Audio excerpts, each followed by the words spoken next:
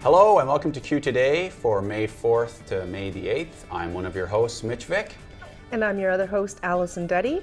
Coming up later in the show, we've got a fantastic interview that you don't want to miss from our own Charlene Van Conet. She speaks with Christine Bishop and Debbie Harrington about their experiences with ALS. And we'll also be announcing, Mitch, the first winner in our Photo of the Week contest today. So stay tuned for those. They're both coming up after the news. Great. Before we get into the news, we'd just like to thank you for watching and remind you our weekday show runs from Tuesday at 5 p.m. to Friday at 8 a.m. and the weekend offering airs from Friday at 5 p.m. to Tuesday at 8 a.m. We broadcast every day, 8 a.m., 5 p.m., and 10 p.m. All right, if you have any comments on the program, you can reach us by email at qtoday@qcatv.ca. And if you'd like some information on how to sponsor us, you can give Nate a call at 992-3650. And as always, of course, thanks to the Quesnel Caribou Observer for providing some of our news stories. Okay, we just give the highlights here at Q Today. If you want to read the full story, be sure to pick up your copy of the Quesnel Caribou Observer. Now over to Allison for the news. Thanks, Mitch. First up in the news today, there have been a number of city news releases this week. In one from this past Monday, April 30th, the city announced that vertical well drilling is underway as part of the West Quesnel Land Stability Dewatering Program. Work began Monday in the Paley Place area of Uplands, with crews expecting to spend 2 to 3 days at each of the 14 drill sites. Drilling will take place at different sites, including along Dixon Street, near Stork and Crane Avenues, and in a wooded area to the west of Abbott Drive near Dawson Street. If you would like to see a detailed map of the drilling plan, you can visit www.quesnel.ca/wqls.html, not too big of one there, and you can click on the link for 2012 work plan map. We'll try and get that on the screen for you. The entire process is expected to take 4 to 6 weeks to complete, depending on the drilling conditions that are encountered. The estimated cost for this part of the program is $566,000, which includes the well drilling, engineering costs of $110,000, and pumps and installation costs of $125,000. JR Drilling Central Limited was the low bidder on the well drilling portion, leaving this portion of the dewatering program under budget so far, which is always a good thing. We like to hear those two words, under budget. Under budget, and we're moving forward after many years, Yes. and that's great news for everyone living in the Uplands area. So True. excellent. Right. So, related to city news again, we have an update on the multi-center seat sale. The North Caribou Multi-Center Fundraising Committee has started the first local event, the Magnificent Multi-Center Seat Sale. The chair of the event, Bernice Hanselman, says that being able to buy a nameplate for a multi-center seat will be something to be proud of and to remember in the years to come. Order forms for nameplates can be found at ourmulticenter.com. A very important partnership has emerged, though. For each community group which directly sells, a $50 payout will be made to that group if they sell a nameplate. If your group is not currently a partner but wishes to join the effort, they can call 992-3524 or email ourmulticenter@gmail.com. We'll have that on your screen. As we know, the North Caribou Multi-Center will replace our aging facility with a 1,600-seat NHL-sized arena, a 450-seat performing arts theater, and accompanying event and assembly space. So I think this is going to give a good shot in the arm for some needed fundraising dollars to see this project through. I thought that was kind of a unique idea. Yeah. What a neat way of fundraising. Of course, I take my own chair everywhere I go, so I don't necessarily need to have one there, but I'm sure they're going to be doing a lot of fundraising things in the next little while, and we'll get in on there. Well, I think it's a great idea as well, and more importantly, what a neat idea to get other groups involved to try and push the effort. Exactly. And if you're a part of a nonprofit or some other community group, it might be a good way to maybe make a little extra dollars for your group there with a little commission, I guess. That's right. It's a good idea. So did it say in there how much they're selling for? $250 for a nameplate, Okay. and I'm assuming that we'll have your name and your family name and whatnot on there, and Neato. have your place in history. Yeah. That's great. Yeah, for sure. So also with City News, Tuesday the 1st, City Council announced that it has accepted the resignation of City Manager John Stesick, effective immediately. Stesick, who is resigning for personal reasons, came to the city in January of last year. The city wished Mr. Stesick well in his future endeavors and will now begin the process of recruiting a new city manager, which is expected to take several months to complete. In the interim, council has appointed 2 senior managers to oversee the city's operations and assist council in the transition period. They are Director of Finance Carrie Bolton and Director of Public Works and Engineering Ken Coombs. And as always, we'll keep you posted on any new developments that may come available in this story.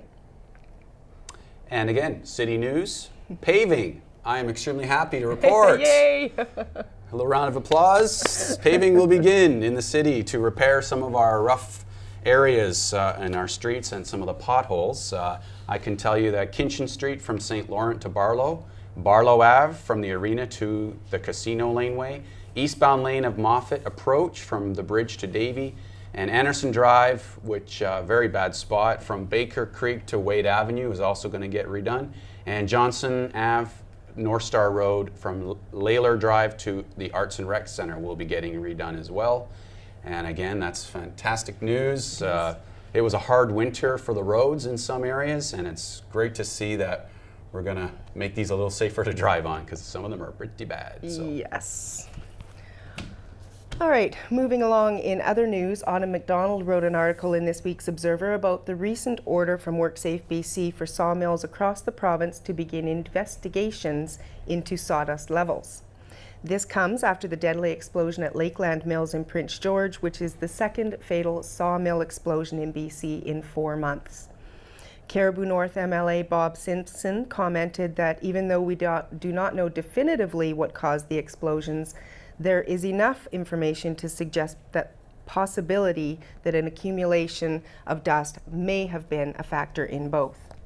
The order defines specific cleaning methods such as vacuuming, using a vacuum approved for dust collection, water wash or wet rags, and soft bristle brooms on telescopic poles. WorkSafe BC officers will be following up on these orders to confirm the ordered actions have been taken and sawmills are in compliance with regard to combustible dust and potential safety hazards. Simpson made a good point though, saying that WorkSafe needs to cease notifying workplaces of inspections and see the mill as it is operating. What do you think of that last point? I think that's a no-brainer, obviously. I would tend to agree with you. If, with due respect to anyone being inspected, I think you're going to get a more truthful and honest assessment if you see what's going on every day instead of several hours in advance. Exactly. So I think that's a no-brainer myself. Yeah, for sure. Yeah. And switching gears a little bit, we have a little story about our own Eddie D'Souza. Looking for some local homegrown entertainment? Look no further than Shaw's You're the Star. The show's creator and main editor, Eddie D'Souza, has new artists displaying their talents on the hourly show. You're the Star had its beginnings out of another Shaw production called Be a Cool Cat, which shot 15 shows, but it has surpassed that effort in a big way, and currently they're already at 49 shows and counting. As D'Souza explains, there were some major challenges along the journey, including countless hours of editing, writing jingles for the show, and getting artists to sign on with the releases. But all of those things have been overcome, and the final piece of the puzzle is sponsors, and we know that as well. And if you would like to sponsor Eddie, give him a shout at qcatv.ca through the website. Eddie is not only going strong with You're the Star, but is also developing his 165-acre property to accommodate a new home, as well as a stage for an upcoming festival in 2014 he's calling Namast North BC. Additionally, he manages a group on Facebook called Eat Weeds, and that sounds kind of interesting, and apparently it's how you can harvest natural foods that grow wild in our environment and eat them and get some nutrition that way. I thought that's kind of interesting. Back to the show for him though. The show is right on Shaw at qcatv.ca.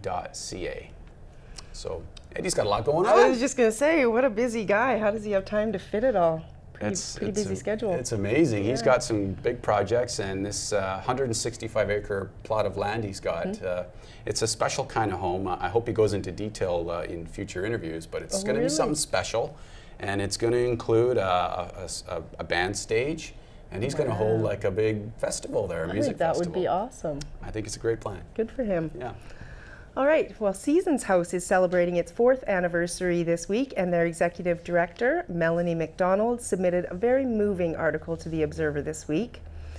In it, McDonald spoke of the programming at Seasons House, which includes a 10-bed emergency shelter for people who are experiencing homelessness, 8 transitional housing units, 4 supportive recovery beds, and a drop-in program. She added that many, many more people drop in for food, toiletries, showers, and support services. These programs have been full to capacity since their opening, and the need is only growing, she stated. While 206 individuals accessed the emergency shelter last year, 190 were turned away due to the lack of beds. And one of the things in the article, it did say that individuals that are turned away are offered a mat or a chair to sleep in an overflow area, so they're not just turned out onto the street, which was kind of nice to know. Seasons House serves people of all ethnicities, genders, and ages, 90% of whom are local. McDonald said that while all have unique circumstances that brought them to Seasons House, excuse me, many of them have commonalities as well. And one of the commonalities that she spoke of, she says the root of homelessness in our community, as well as across the whole country, is poverty, adding that BC has the highest poverty rate in Canada. McDonald pays tribute to the many remarkable and inspiring people who have come through the doors at Seasons House, adding that many have histories of trauma and abuse and have survived against all odds. She also recognizes our great community of Quesnel for all their generosity over the past 4 years. And on Friday, May the 11th, they're having cake and coffee at Seasons House to celebrate their 4-year anniversary. The public, you are invited to drop in between noon and 3 p.m. to join in the celebrations. It was a really great story, and my summary doesn't even really touch on some of the emotion that just came out of the article of how she feels, about her job and the help that she gives these people. So critical. Amazing. That organization is so critical to our And community. like she said flat out, we need more. It's definitely not enough. I totally see that. Yeah, Totally. it was a really good article. Good. So Allison, Mitch. what would you do if you were driving down the road and 2 horses were in the middle of the street? Well, hit the brakes first, I There, guess. good call. Try and get out of the way. That's what I would do too. Without hitting another vehicle in the process, or Yeah. a person, or... Well, that situation occurred in West Quesnel last week. A couple horses were found running loose in West Quesnel, disturbing traffic and the peace, I guess. So the first call obviously went to the RCMP, who promptly attended the scene to make sure traffic wasn't interrupted and people weren't unsafe. And obviously the next call from that point went to the SPCA, who brought some people on site, and the animals were loaded up on a trailer and moved to the Alex Fraser Park. So the story has a happy ending. The horses got back to their owners, and the owners did pay for the costs of removing the animals. But I think we need to sort of understand how that come about. There is actually a bylaw of a $100 fine for animals that are at large, said Keith Hildebrandt, our chief bylaw officer, but concedes that this issue may need to be a discussion point with the local SPCA when that contract is up for renewal. One possible solution to help in this situation so multiple people don't have to be contacted is you can call a woman by the name of Lisa Larson, and her number will appear on your screen. She is a brand inspector, and what that is every animal typically has a brand of some sort, a mark on them. And Lisa has a listing of these brands, and she can often locate the owner of the animal based on the brand. So quite often you may not need to call multiple levels of the RCMP, SPCA. You may be able to circumvent that process, and the owners can be quickly contacted to come and collect their animals without any disruption to the neighborhood or the roads. But I thought that was an interesting story, and definitely we'll post Lisa's number on the screen here. And I think it's a good strategy. That's interesting because I never heard anything about it. And Quesnel is a fairly small town. You hear things from your friends and family, and oh, did you hear about the horses on the west side? I never heard a thing about it until I read it in the paper. Well, we'll be sure there's a photo of the two horses. They look like wonderful animals. Yep. And it's curious how they ended up running around the streets of West Quesnel. No kidding, But, for sure. Anyway, interesting story. All right, moving along, there was a reminder in this week's Observer from the Caribou Fire Center, reminding residents the size of open fires will be restricted within the Caribou to help prevent human-caused wildfires and protect the public. Specifically, this will prohibit the burning of any waste, slash, or other materials piled or unpiled at a size larger than 1 meter by 1 meter. The burning of more than 2 open fires of any size at the same time, and stubble or grass fires of any size over any area. This prohibition will be in effect until September the 30th, 2012, or until further notice. And if you need to report a wildfire or an unattended campfire, you can call star 5555 on your cell phone or call toll-free at 1-800-663-5555. Perfect. All right. And next story we have here is about our farmers market and the fact that the first farmers market is kicking off this Saturday, and it marks the 24th year of farmers markets in Quesnel. At this time of year, we expect to find the first early greens, vegetables, lots of new bedding plants for the season, and a fresh inventory of handcrafted goods that artisans have been busy working on all winter. Don't forget that every Saturday we'll also find superb local musical talent on hand at your farmers market. The first to entertain is Doug Koyama. Also, we'd like to report that a new policy was voted on by the membership at their AGM for the farmers market, and it is now assessed as a no dog zone.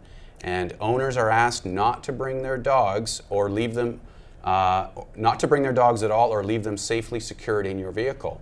The farmers market is open from 8:30 a.m. to 1 p.m. at the Helen Dixon School, starting this Saturday, May the 5th. And the article did explain why that had happened, and apparently there were some pretty serious dog fights. Ooh.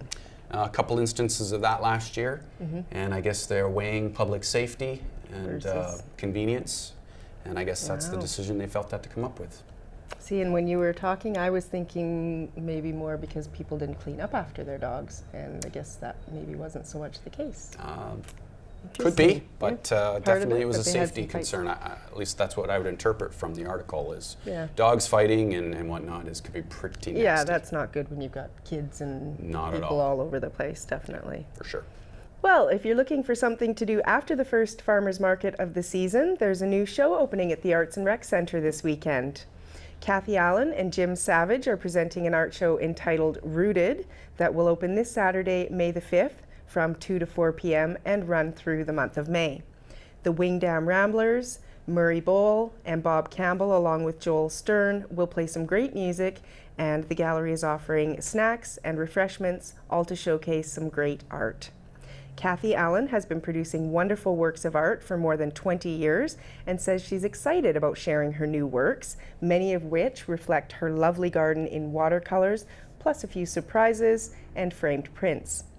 After a long break, Jim Savage rediscovered visual arts a few years ago, and in keeping with the exploratory nature of his re-entry to painting, his part of the show contains a variety of subject matter, including regional landscapes, wildlife, portraits, and still life. He will also have prints of selected pieces available. The Quesnel Art Gallery is open Tuesday to Saturday, 10 a.m. to 4 p.m. And if you can't make it for the opening this weekend, the show will be running, as I mentioned earlier, for the whole month of May. Sounds like a good one. Yeah. Very nice. Moving into sports, and specifically lacrosse. Last weekend, the Crossfire started with a double barrel weekend. Last Thursday, the Crossfire played their franchise first game, that's a mouthful, against the BX Bandits, then quickly followed it up with a game on Saturday in Prince George against the Mackenzie Lumberjacks. The first game, unfortunately, was challenging, one with lots of physical play and 182 minutes of penalty minutes. That's got to be a record. Pat Gibbs, captain of the team, commented that it was still a hell of a lot of fun. Things were pretty close into the second period, but a mid-period brawl broke out and left the Quesnel bench very depleted. The game ended in a 26-10 loss with over, like I said, 182 penalty minutes. That's tough. The next game against the Jacks, the second newest team in the league, was also a challenging affair, with the Crossfire losing 18-4.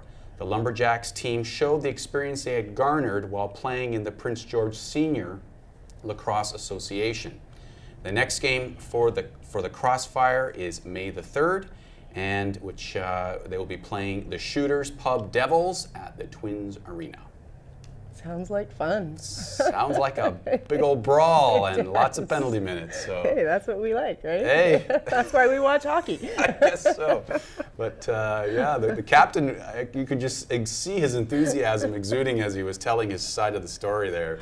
I don't think they didn't not have a good time. I think it was a lot of fun for them. So. Oh, that's awesome. Yeah. That is the main thing, right? Yeah, for sure.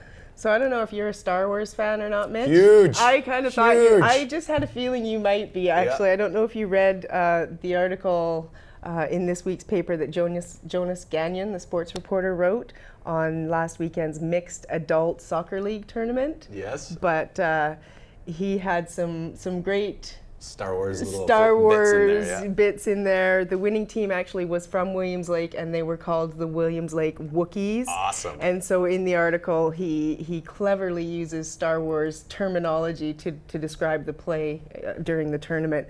Comments like, the Wookiees zipped out of the gate faster than the Millennium Falcon on the Kessel Run, and managing to cut their opponents down to Ewok size. And overtime was more barren than Tatooine. So I guess only if you know Star Wars, you would understand these, and if you don't, you'd probably be reading the article going like, what the heck? Sadly or not, I understand every one of those analogies. I totally understood everything. I did too. I got a kick out of that. So anyways, 8 teams participated in the tournament. There were 2 from Prince George, the 1 from Williams Lake, and 5 local teams. The Williams Lake Wookiees, as I mentioned earlier, took first place and the $700 purse over Paige's posse of Quesnel. And they took home a not too shabby $400 prize for their efforts. And 2 Prince George teams battled it out for 3rd place, which saw the Leak Point Plumbers, not so leaky apparently. They had great defense and goals. They took the win over the Prince George Wolves for 3rd place. So sounded like a fun tournament, and an even better article on the tournament. Awesome That's article, pretty bad. yeah. Brilliant. You bet. Should be an award for that. Yeah. Should petition that. As Allison mentioned earlier, next up we've got Charlene Van Conant talking with Christine Bishop and Debbie Harrington about ALS. Let's take a look. Welcome. Today I have Debbie Harrington and Christine Bishop with me. Christine actually traveled today from Prince George, and we are wearing a cornflower which represents ALS, and that's what we're going to talk about today. Is ALS. And Christine tells me that she's a volunteer for ALS, and she does a lot of work and helps a lot of families get through the process of understanding ALS, especially if they have family members who are affected by it. Funny enough, I know nothing much about ALS, and I'm hoping that you will educate me and the community here and talk a little bit maybe about your experience around ALS and how you got involved. So what is ALS, and how did you become involved with ALS in your life? Well, how I became involved with ALS, my sister was diagnosed at the age of 33. Mm-hmm. And I did lots of research and stuff. It is a fatal disease. Okay. There is no known cure. And we just learnt as we went along how to work with ALS. And there wasn't a lot out there for us at that time, not like there is today. Right. So what is ALS? What part of the body does it affect? Every person is different. Okay. It affects different areas of the body. I call it a disease of 1,000 faces. Wow. I've seen it where people are affected with just their hands or just their feet. My sister could only communicate with her eyes. They do not lose the sense of smell, touch. Their mind is completely there. You lose the mobility to use the muscles. Okay.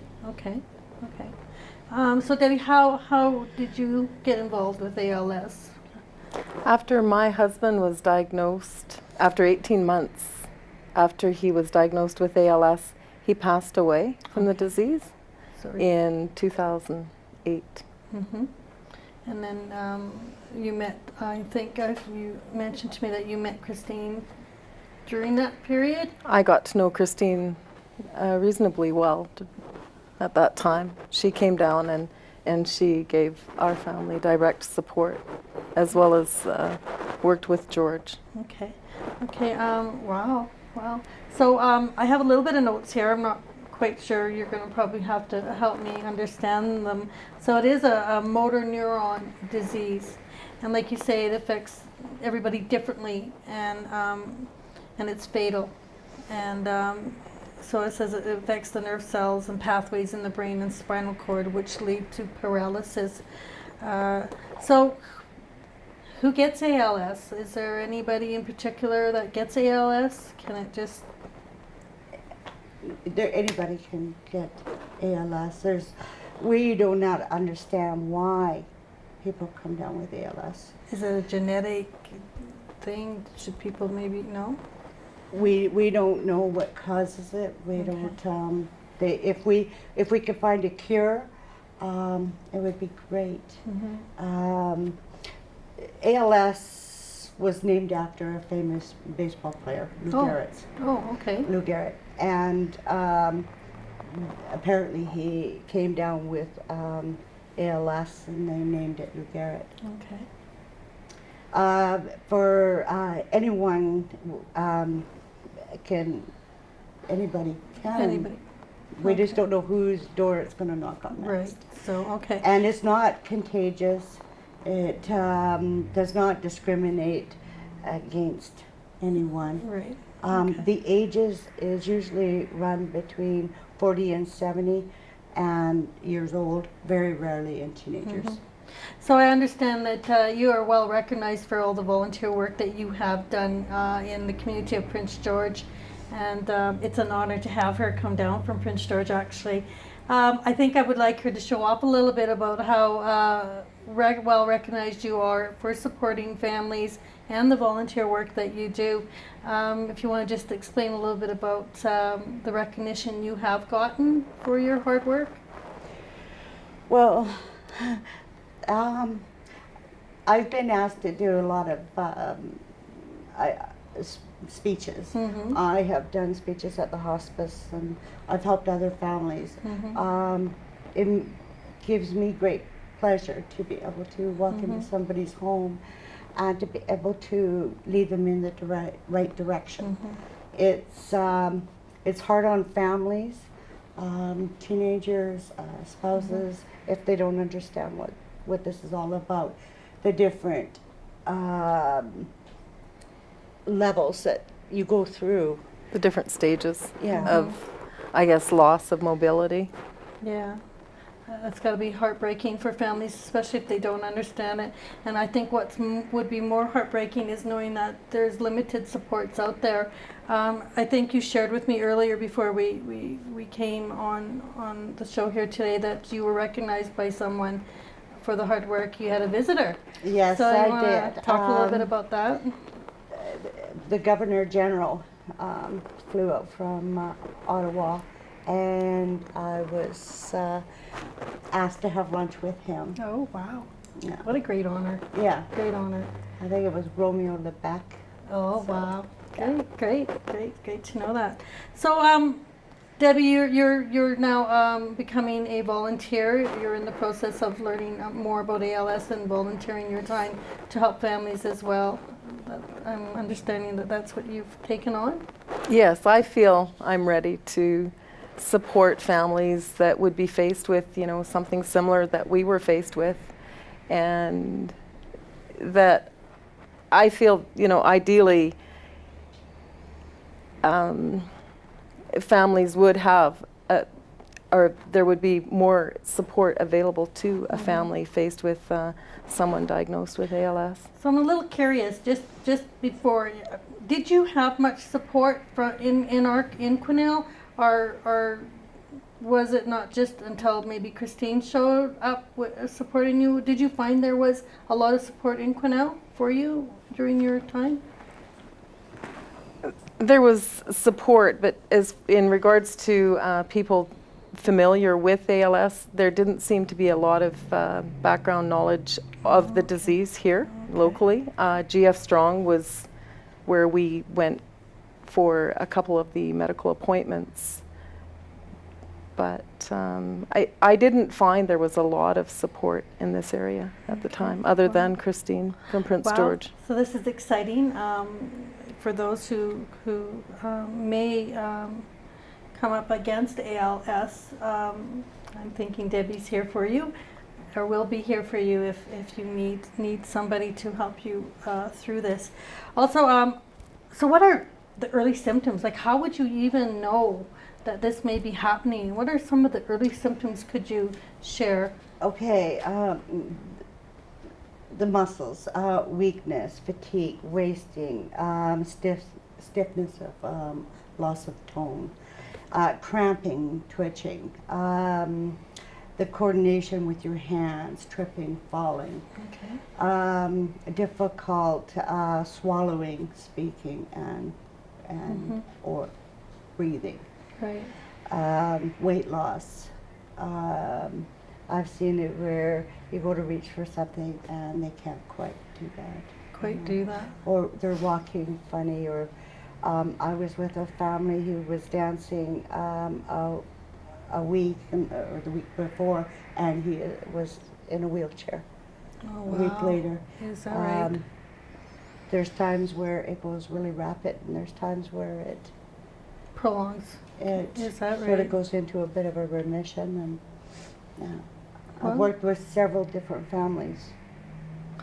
Wow. So I'm just wondering, because I do education around FASD, and one of the things that I struggle with that, I don't know if ALS has that same issue, is how, what do we need to do? What kind of changes do we need to do to make the medical staff more aware of this, or do you think we need more training? Do you think there needs to be more education around ALS out in the communities? Is that something that you've found is a huge gap in communities? With me being involved with lots of families, I have come across a lot of the medical staff that needs to be trained and shown. A majority of your ALS patients finding it hard to lay down flat as they can't breathe. Some that have a certain type of ALS only speak with their eyes because they've lost all their mobility to speak or use any limbs and stuff. Setting up charts, computers. We have been working with that in the past as well. Training our doctors, our nurses, care aid workers. We need more of that. Just to learn how to care for people with ALS? Okay. I have come across in different areas where the staff has not known what to do for patients with ALS. Is that right?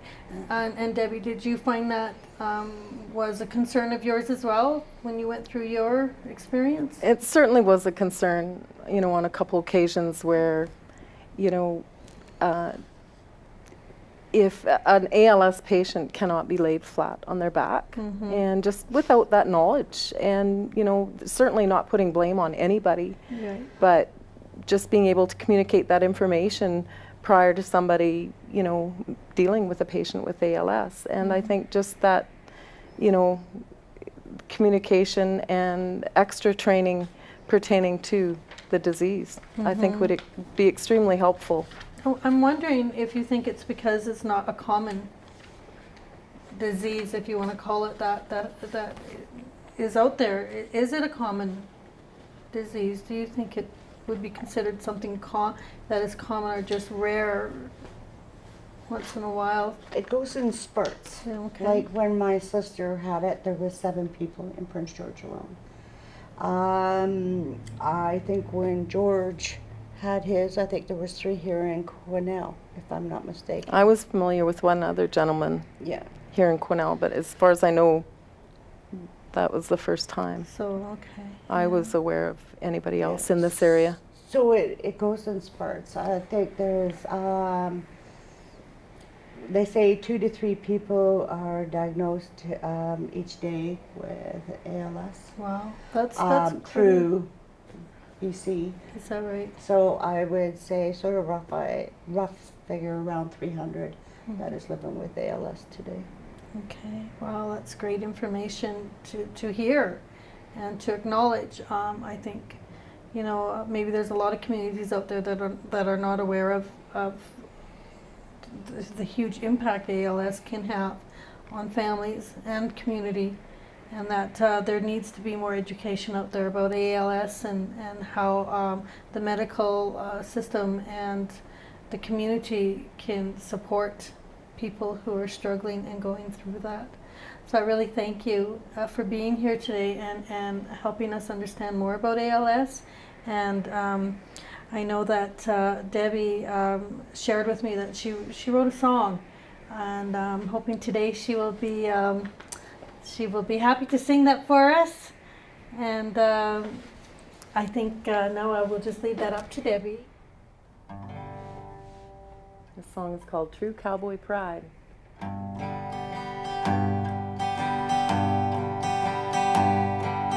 He could not erase the smile on his face through the pain and tears he tried to hide. It's his way of showing his true cowboy pride.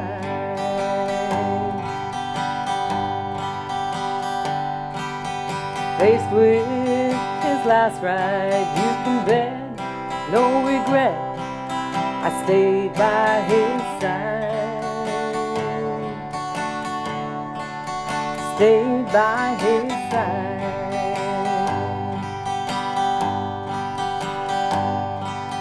But I too had tears I tried to hide.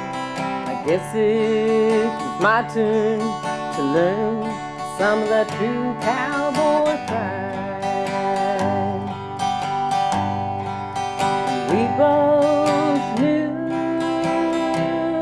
our love would get us through.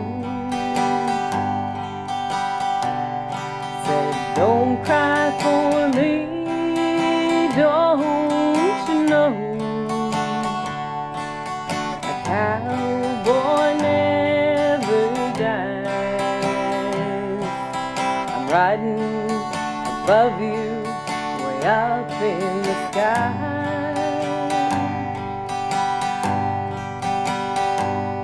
And riding above you, way up in the sky. I heard you whisper, don't worry dear, I'm not far.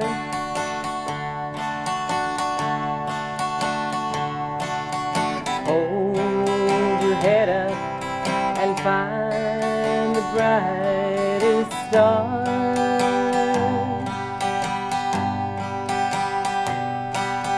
It's all up to you and your own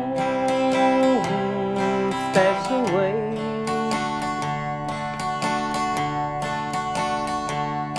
make the best of each and every day, each and every day. We both knew our love would get us through. Said, don't cry for me, don't you know? A cowboy never dies. I'm riding above you, way up in the sky.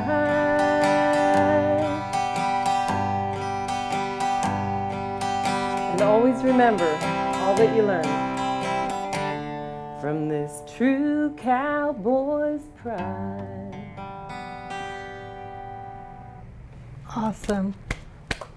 Thank you. That was good. That was awesome. Thanks, Debbie. You're welcome. That was lovely. My pleasure. Wow.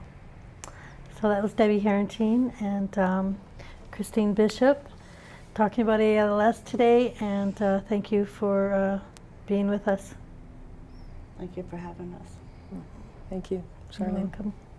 Wow, what an awesome interview that was, Mitch, and what a beautiful song. Very nice, yeah. That was gorgeous. So thanks so much for bringing that to us, Charlene, and of course thanks to Christine and Debbie for sharing their stories with us. Moving on, we've got our photo of the day brought to us once again courtesy of Dave Sutton. Thank you, Mitch. Dave was out in the community and he took some pictures at the Crooners Cafe last weekend. So we're going to show a few of those. Perfect.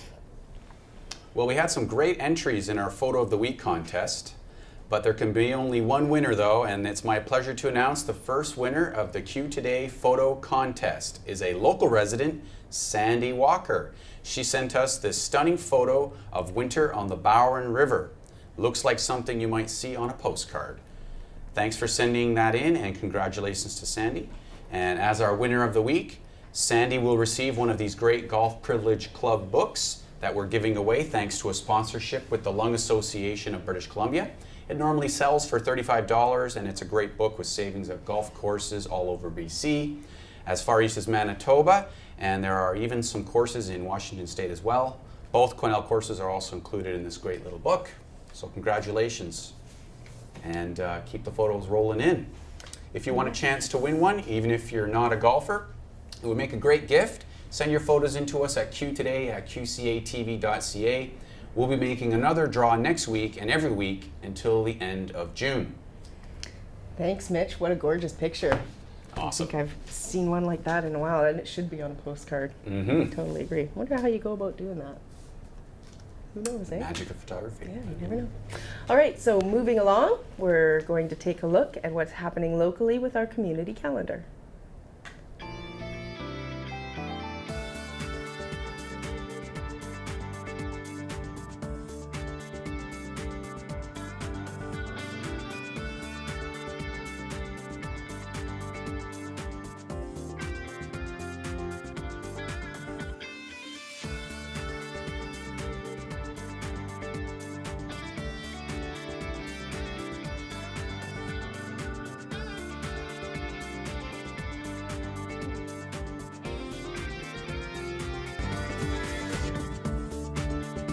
Well, that's it for this show. If you'd like to give us any feedback or tips on any news you think we might be covering or should be covering at Q Today, you can contact us by email at qtoday@qcatv.ca. If you'd like to be a sponsor or volunteer, you can also call Nate at 250-992-3650 or call the station and leave a message for John McKenzie at 992-8363. All right, remember, Q Today is produced by QMag, the Quesnel Media Access Group. You can also watch us on the internet on Quesnel Community Access TV, and that website is qcatv.ca, and it's run by our friend and colleague Eddie D'Souza.